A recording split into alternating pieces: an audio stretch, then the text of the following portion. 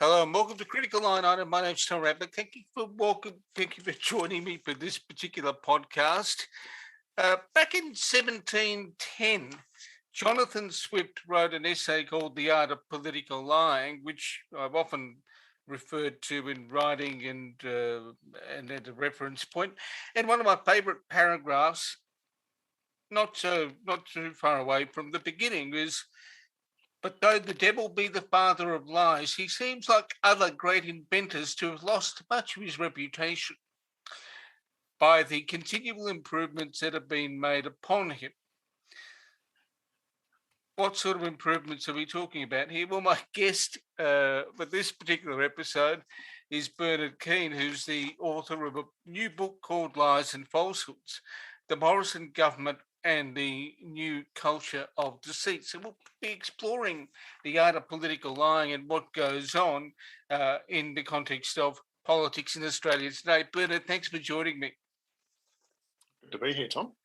Now, back in the day when the late Christopher Hitchens addressed a Google Books function, held at the time of the publication of his book, God is Not Great, he decided he would defend the subtitle of that particular book.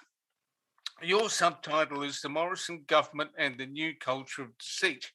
I've just quoted Jonathan Swift in 1710.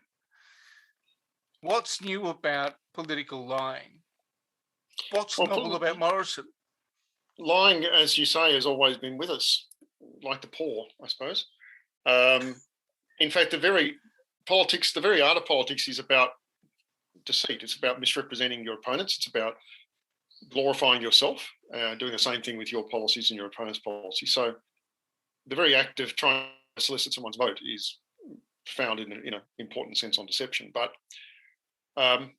the best way to articulate what's different about the political environment, particularly in the United States, to a somewhat lesser degree in the UK, and increasingly, I fear, here, is that deceit now is much more about simply insisting that reality doesn't exist, that there is no truth, or at least if there is a truth, it doesn't matter, and that deception is not merely acceptable, which I think it is becoming in Australia, but certainly in the lesson from particularly Trump and to a degree Boris Johnson as well in the UK, is that constant deception can be a positive feature of a political persona, that people actually like lies. They like being lied to.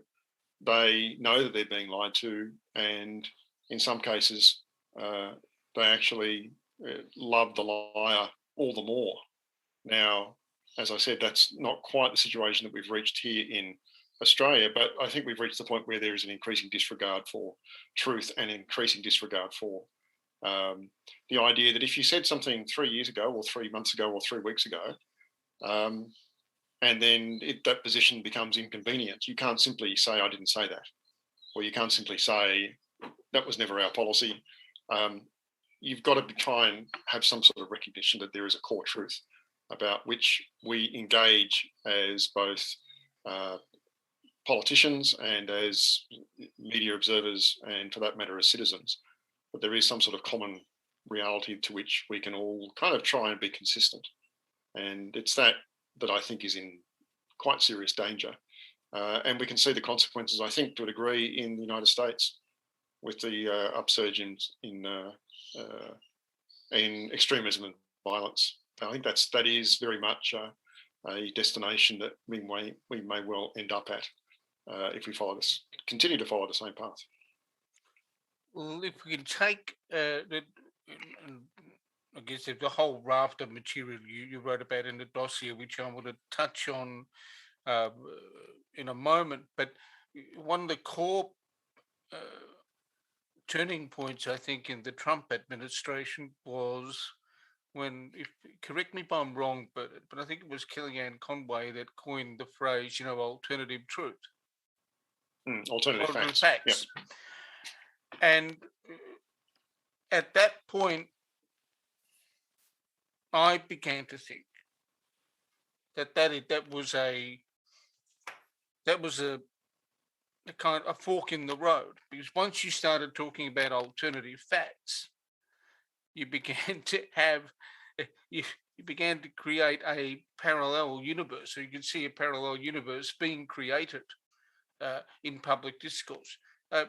Is that a reasonable conclusion for me to reach? I think in relation to that, I mean, that's one aspect of what happened with the Trump administration. I think this whole thing is Trump was a would-be dictator, I think has been a little overstated. I think there is a nub of truth to it, but I do think those sort of terms were a bit casually thrown around, both during his presidency and since then.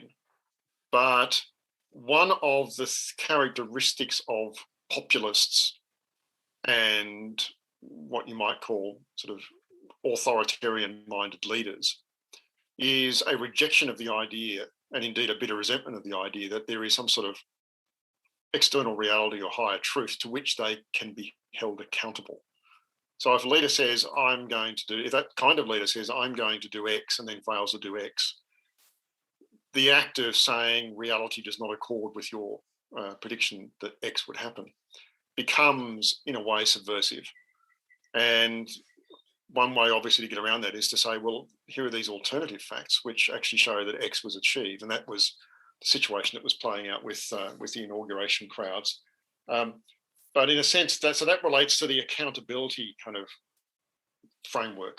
What is real versus what does the leader claim is real, and what is the discrepancy. I think the bigger characteristic of Trump and his lies was and remains that in lying so flagrantly, so egregiously, so offensively on all subjects, including his own actions, which is what Scott Morrison does, or about his opponents, each lie, in a way, was a little bit more cement binding him and his supporters.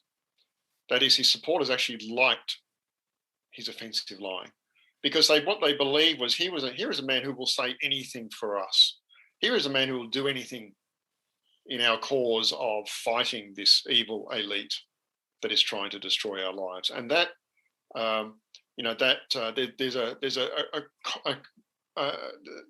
there's a term that's been coined by a US sociologist in relation to Trump, but which I can't quite recall. It's in the book, but he compared it to gang tattoos on one's face, i.e., it's a demonstration that you are taking yourself beyond the pale of civilized behavior to signal your identification with the group. And what better way to both display and to, in return, obtain loyalty than to say, I have taken myself outside the parameters of normality to be with you, and I'm committed to you for good. That was what Donald Trump's lies primarily sought. And there's a bunch of other things that they sought as well, but that binding capacity, I think, was incredibly important, and one of the reasons why Trump elicits such quite astonishing levels of loyalty and support from people, even people people who refuse to believe in COVID and were fervent Trump supporters, even as they breathed their last in ICUs, across the South. I mean, these are people who, loyalty is almost too weak a word. These are absolutely, this is cult-like obsession. And, I think his lies and his willingness to lie egregiously played a big part in that. Yeah, I don't think we're quite at the cult-like obsession here in Australia. But if we go to the most recent one that Morrison had, and I know you'll have to update the book for a second or third edition to this, but the electronic vehicles one is the one that is the most recent one that people will have seen. How have you observed that? I thought that was a very eccentric choice by Morrison, because he's been tripped up on this before. So everyone knows that he campaigned against electric vehicles and ridiculed them in the 2019 campaign. Early, I think it was last year actually, he was talking about electric vehicles, and a journalist said, "Well, why are you talking about electric vehicles? You ridiculed them in 2019." And his response was, "I never ridiculed that technology. It's good technology." So he already had a run on the board. It's in the book as a bonus lie. It's you don't use buy one get one free from Morrison, because the original claims about electric vehicles were false as well. So he was already aware that this is an issue where there was potential for people to say, "Hang on, what's going on?" And yet he and his Brains Trust decided as their first main way to display that they were actually committed to the 2050 net zero plan was to talk about electric vehicles. Now, he could have talked about solar panels. He could have talked about any number of renewables technologies. He could have talked about bloody carbon capture and storage, which is a complete scam. But nonetheless, the public haven't worked out that it's a scam. And he could have done any of that, but for some reason he decided to choose to talk about electric vehicles and how the government had a policy, not very good policy, about electric vehicles. And I was just talking to Labor people in the days after that. They were mystified as to why Morrison had handed them such a gift and handed the media such a gift. It seemed an extraordinarily eccentric choice. It was at the same time, by the way, well, I think it was within a few hours of him also using the phrase "can-do capitalism."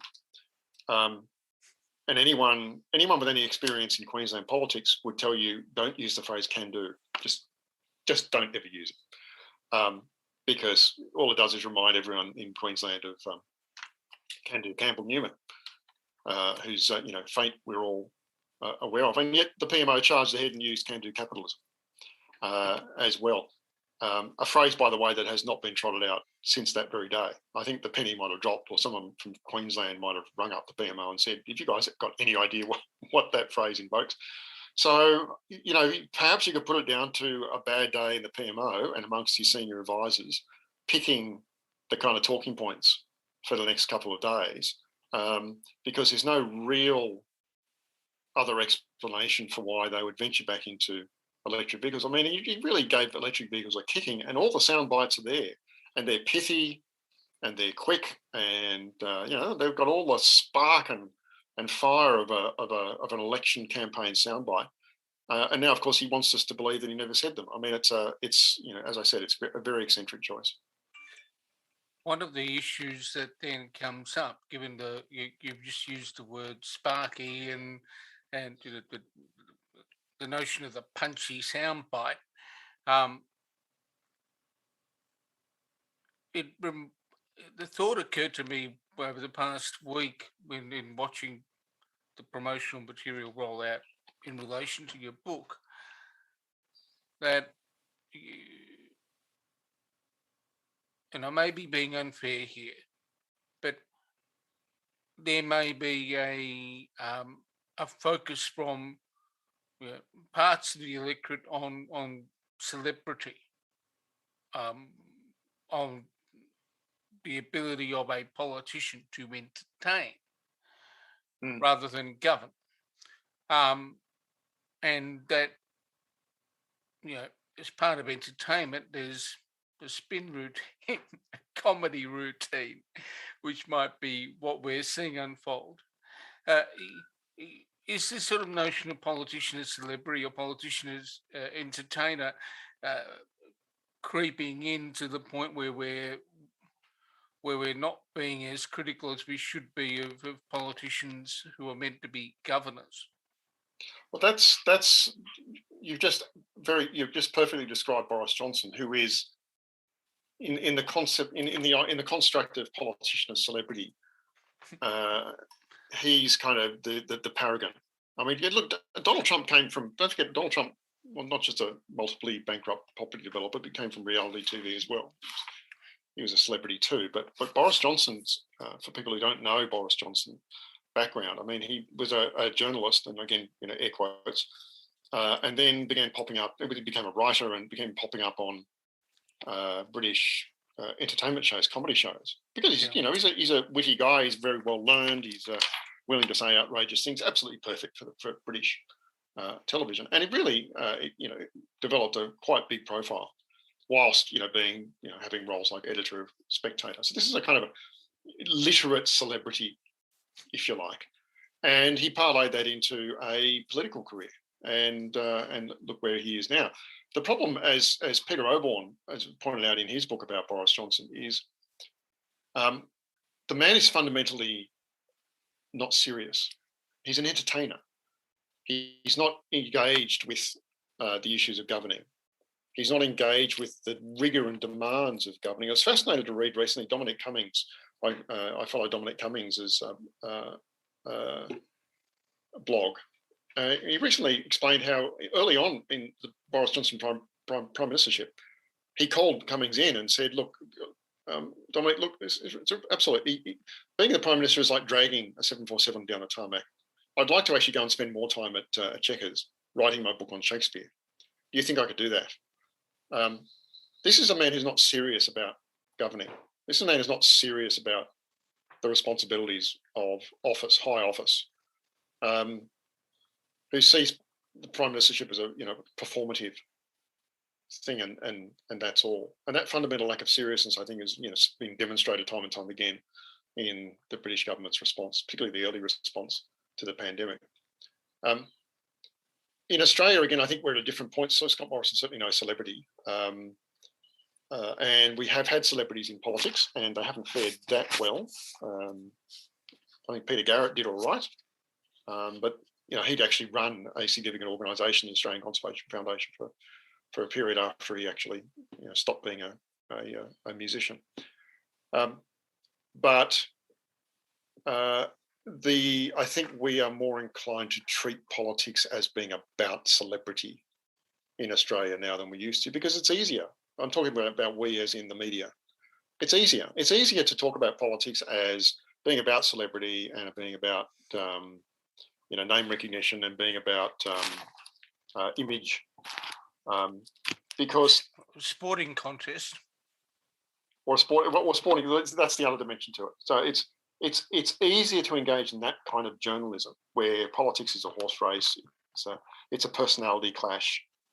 It's a simple contest, rather than actually looking at it from the difficult perspective, which is policy, looking at evidence, looking at breaking down policy into their component parts and actually doing the hard work.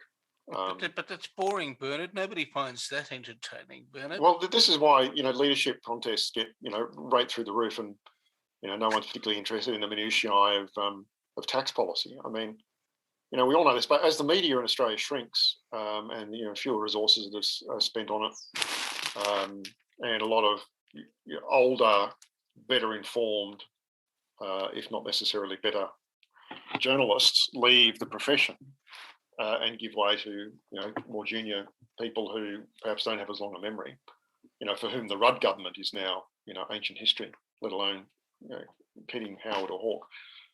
I think we're going to end up increasingly in that kind of politics as performance, whether it's sporting performance or theatrical performance. We're going to be more in that space because it's just the easiest space to be for busy journalists. And it's from that point of view, I have a lot of sympathy for everyone in the media who's struggling to kind of get across important issues of substance when their editors and producers say, well, look, I've got this car crash on Parramatta Road that is going to be much more interesting for the viewers than what you're offering. One of the things that you frequently do on your Twitter feed, and I guess it would be remiss of me to not ask you, is pick up on the fact that some of the material that is published in the mainstream press, whether it's intended to be or not, appears to have the structure of something that's come from a political office. In sort of 25 words or less, I guess. What are your concerns in that regard? Well, it's access journalism. It's swapping either a speech that's going to be given tomorrow, get an early draft of the speech, or it's a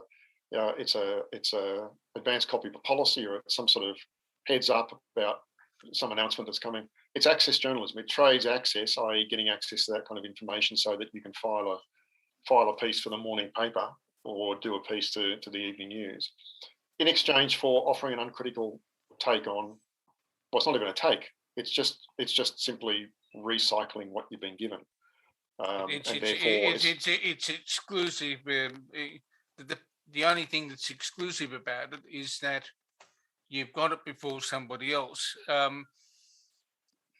And the exactly, and it means that really substantial announcements or noteworthy speeches are handed to the public completely without analysis or context and uncritically, because the journalist knows that, well, if I get this speech that's going to be dropped, they're going to be given tomorrow, and I say, well, this is a load of crap, and look what this minister or senior public servant's going to say, I'm going to be critical of that. Well, that'll be the last speech they ever get, or the last drop they ever get. So they understand that's the trade-off of access journalism: is you don't bite the hand that feeds you. And I think it's deeply corrosive of the quality of public debate. I think, it's politicians say all sorts of interesting things in speeches will never get covered anymore, because we only get told all speeches in Australia these days, and both sides of politics do this. They're all reported in the future tense. It's all Anthony Albanese will say tomorrow. You very rarely read an article that says Anthony Albanese said in a speech today that X. All the coverage is ahead of time, because that's how staffers and politicians like it, because they know no one's going to bag the speech that they received earlier. Yeah, the risk in that is that what might happen is the outlet completely ignores the actual, the old school thing of, what was the phrase that we see in speeches, Bernard? It's the check before, Yeah, check before delivery. Check before or check after delivery. Yeah. Check after delivery, which is something that you would hope people would hold to, I guess. The media has a responsibility to report. I've seen you talk about this on several occasions and write about it.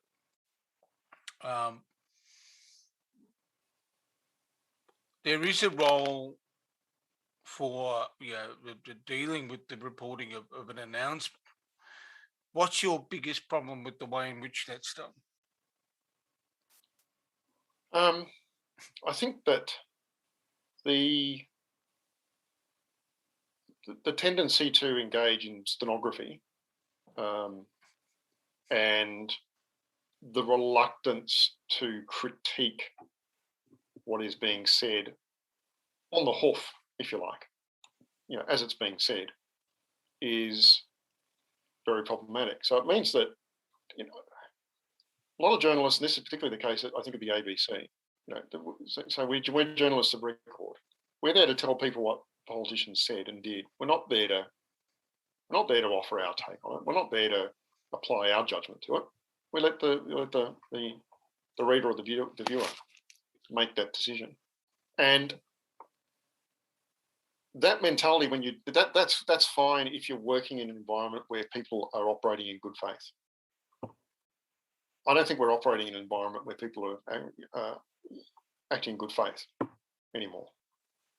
And I think it behoves journalists to consider what that means for being a journalist of record.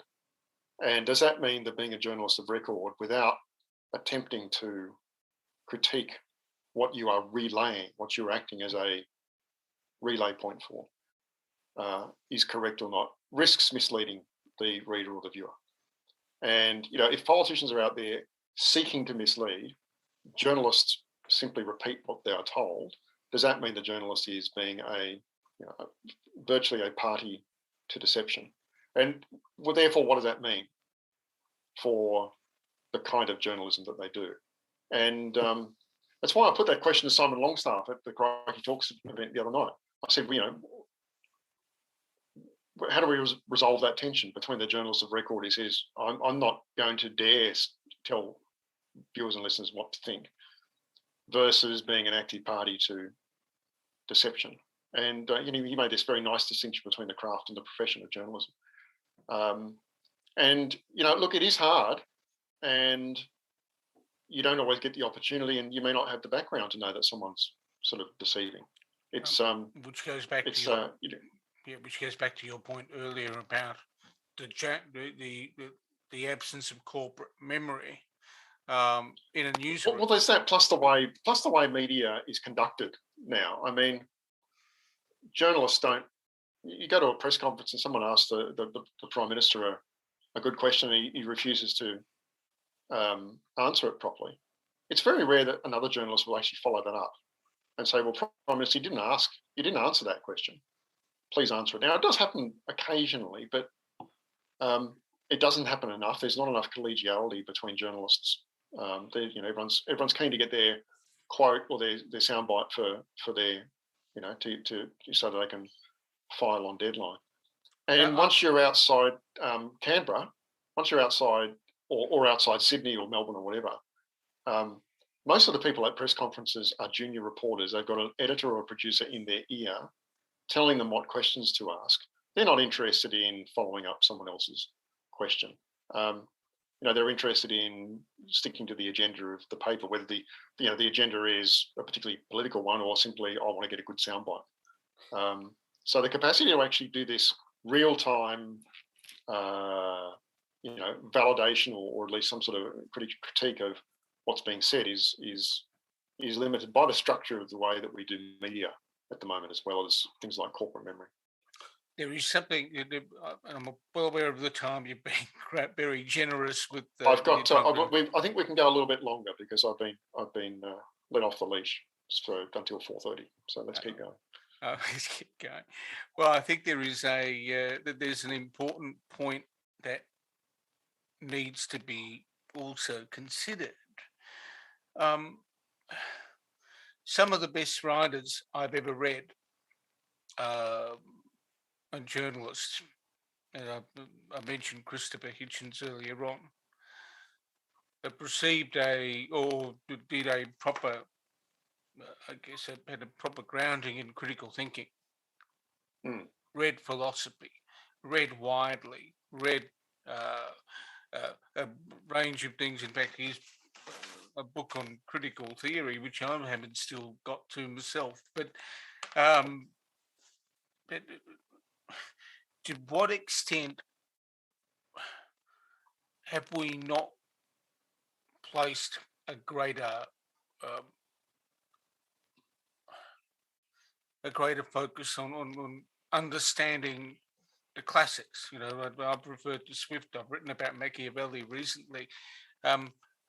All these things that enable you to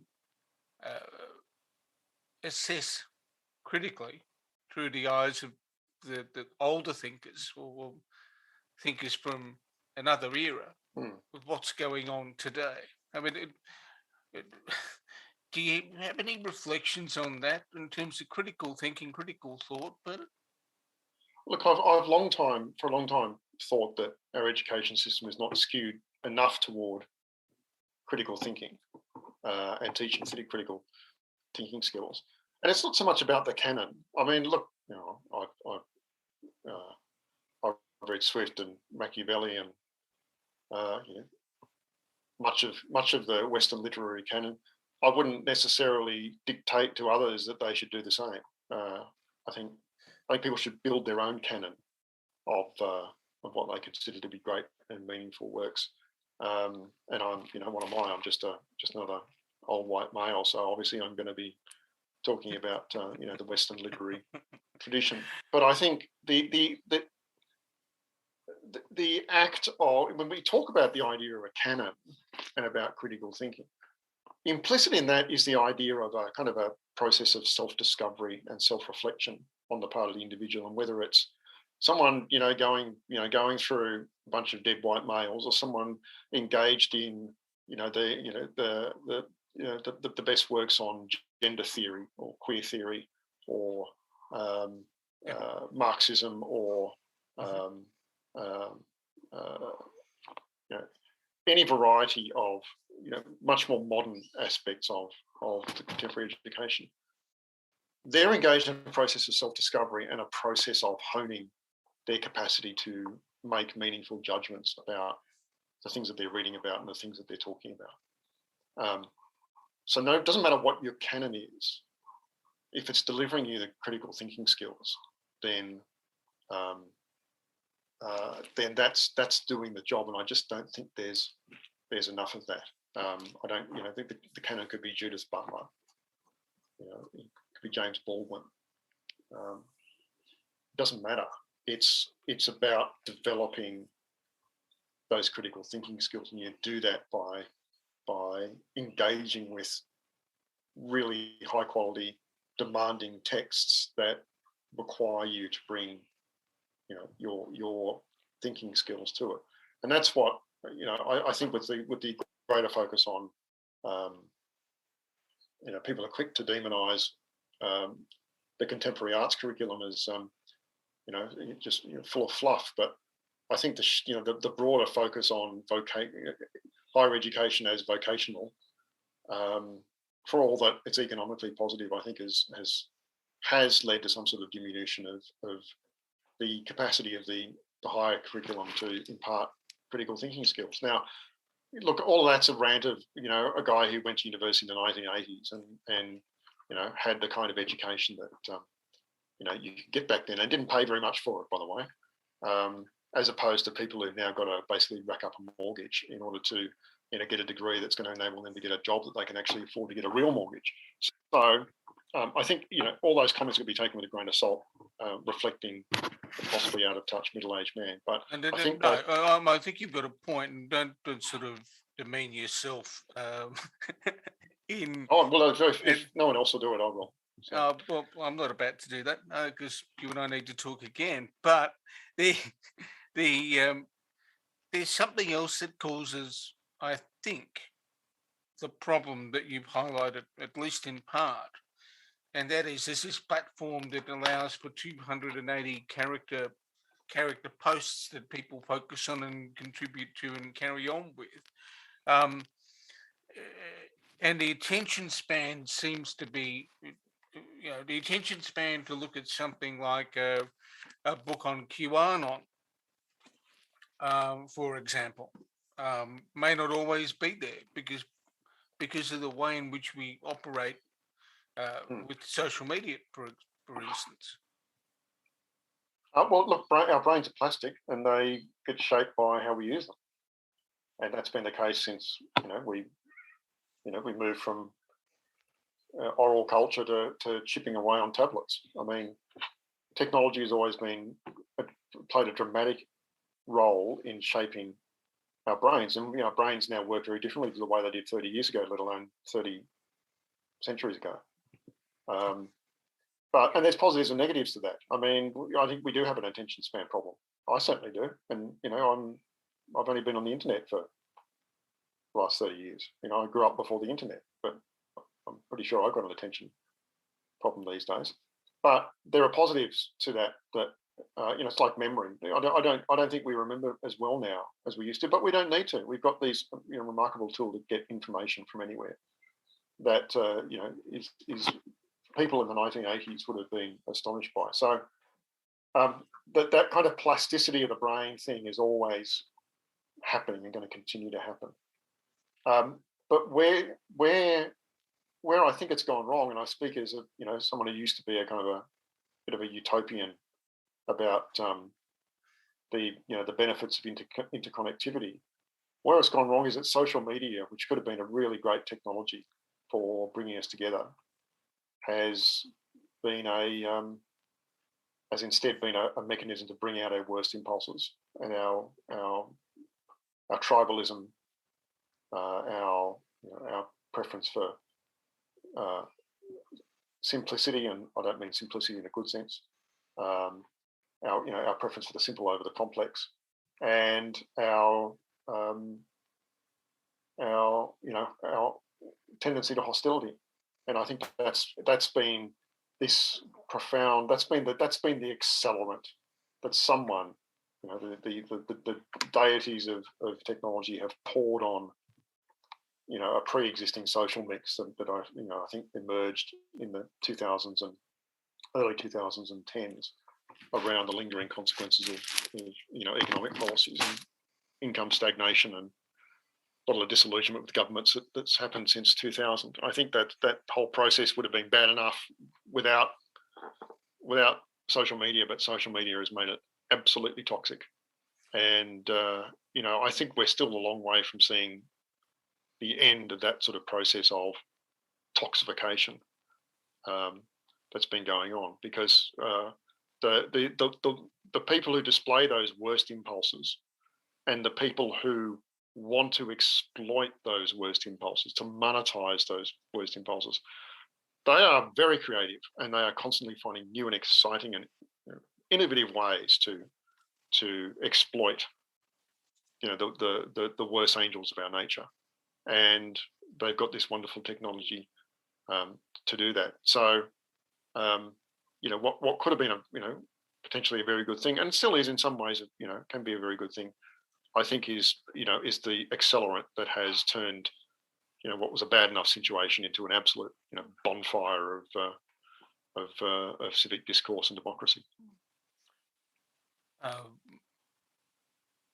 We're both reasonably politically aware, given the nature of our work. There'll be people who listen to this that are disengaged from politics, either because they're dissatisfied or because they're too busy living life to worry about the actors on the stage that sort of that cavort around on their television screen around 6 o'clock or on a panel program on some news channel. There are participants in a democracy. There are the politicians are players, the media, whether individuals in the press wish to identify themselves as or actually acknowledge their players. The voters themselves are also important. They have a part to play in decide what they need to do to better inoculate themselves against deception when they're watching what's going on. What are the questions that a voter needs to ask? The threshold question is, why should you believe this person, and what are they seeking to do, and why are they seeking to do it? I mean, they're the basic questions. Every politics is so stage managed these days that literally everything that is said for a very clear reason. It's been planned. It's been scheduled. The crafting of the words, it's received a lot of effort. And if someone's making that effort to convey that message to you, then you need to understand the performative aspect of it, and you need to understand why someone is making that performance and what they're trying to achieve. Because if you are disengaged from politics, what I think you've got to remember is you're still going to end up voting, and that person or group of people who is making an appeal for your vote, a lot is riding on that for them. About $2.60 actually in public funding from the Australian Electoral Commission, but obviously power as well. So look, I don't know what the proportion is. I suspect about 70% of the electorate is mostly disengaged. I suspect about 30% of it is completely disengaged. The numbers will be different across different demographics. I suspect younger people are much more disengaged. But that's stereotypes. Different age groups. I mean, some of the most engaged and brilliant sort of political actors are very, very young people, even people below 18. So, and these are I suspect most of those people are people who will say, look, all politicians lie. Who cares? They all do it. They're all corrupt. They all lie. They all steal.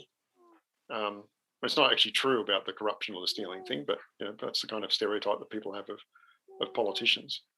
And it can be. There's a kind of the big switch off, the big disengagement that's happened in politics right around the world in democracies, but in Australia, maybe from the 1960s, maybe the 50s onwards, that slow transition from having mass membership parties where the numbers of the Labor Party and numbers of the Liberal Party and the National Party, we're in the hundreds of thousands, if not millions, to a democracy that we have now where the parties are hollowed out. There's only a handful of people in them. If you can stack the branches usually with some sort of religious group, you can take over a significant chunk of a political party. Along that way, who's at fault for that? Well, kind of we are. The voters are. We're the ones who disengaged. But we've allowed the political parties. The political parties have in turn responded to that by making sure that they will continue to exist even in this hollowed out existence. One of those mechanisms is actually public funding, by the way.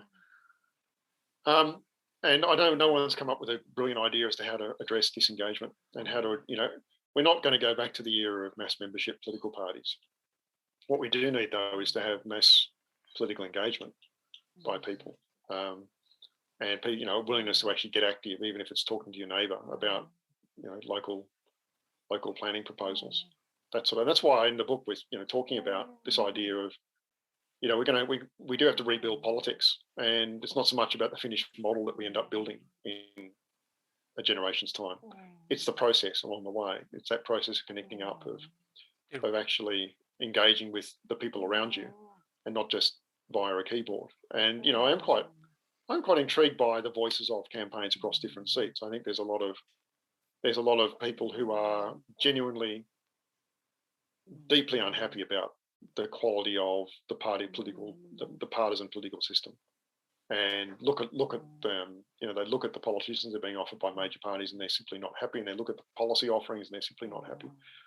And they want someone from their own community, chosen through a process that is internal to that community, of to stand against these people. And that gives me hope that it's going to be really interesting to see what kind of numbers the voices of candidates get in the coming election. I'll be really disappointed if it's a flop, because if for the first time it seems to me that we've got some sort of community level engagement and attempt to reconstruct politics from the ground up in a way that is not going to happen with the rather ossified structures of the mainstream political parties.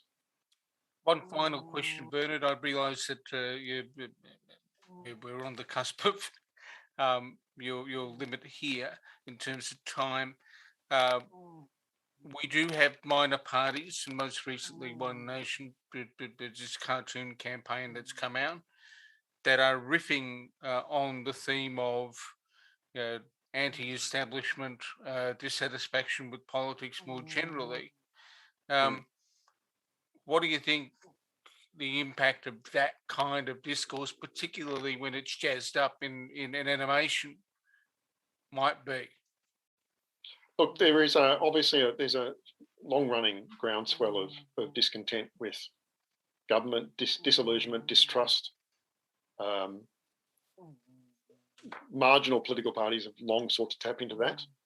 One Nation's the best example in Australia, but the mainstream parties try and do as well. I mean, this is why Scott Morrison today is sort of talking out of both sides of his mouth about the protesters in Victoria. He's saying on the one hand, condemn violence, but on the other hand, I completely understand their frustrations.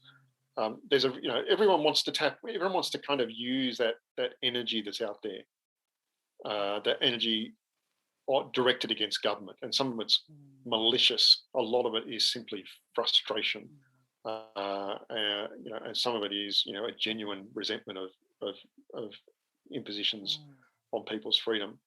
So that energy there is at a pretty high level at the moment, and there will be multiple players trying to exploit it. Clive Palmer's trying to exploit it. Pauline Hanson will continue to exploit it, I dare say, quite successfully. But when has it ever actually led to? The history in Australia is that even those who successfully tap into that resentment don't end up changing anything. I mean, let's look at was it 99, the 99, the Queensland 99 election, I think it was, that gave One Nation. Yeah, gave Pauline Hanson, gave One Nation 13 MPs in the Queensland house, and within a matter of weeks they were splintering apart, and within a matter of months they vanished as a political party. So these things tend to be a bit cyclical, and we get really obsessed about them when they peak. And I suspect we're probably going to see something like that at the next at the coming federal election. We're going to see that a big minor party vote again that's been rising in recent years. I think it will rise further. But the major parties have got a bit of a lock on the structure of politics at the moment. And that's why I think if there is going to be change, it does have to be this kind of grassroots rebuild by communities themselves, rather than people trying to tap into existing political players or existing figures, establishment figures like Clive Palmer. The guy's a mining millionaire, for goodness sake. He's not some sort of fringe player from outside the system. Instead of those sort of people trying to tap into it, it's got to grow organically, dare I use that word, in communities. And that's how I think it's the optimistic, the tiny optimistic part of me sees that as a chance of actually developing. Bernard, thank you for joining me today. I've been talking with Bernard Keane, who's the political editor at Crikey. He's also the author of a book called Lies and Falsehoods: The Morrison Government and the New Culture of Deceit. Bernard, thank you so much for your time, and I'll encourage people to have a look at the book and maybe get it for someone for Christmas. It'd make an ideal Christmas present for starting arguments around the lunch table. So yeah, go out and get it. Thanks, Tom. Thank you.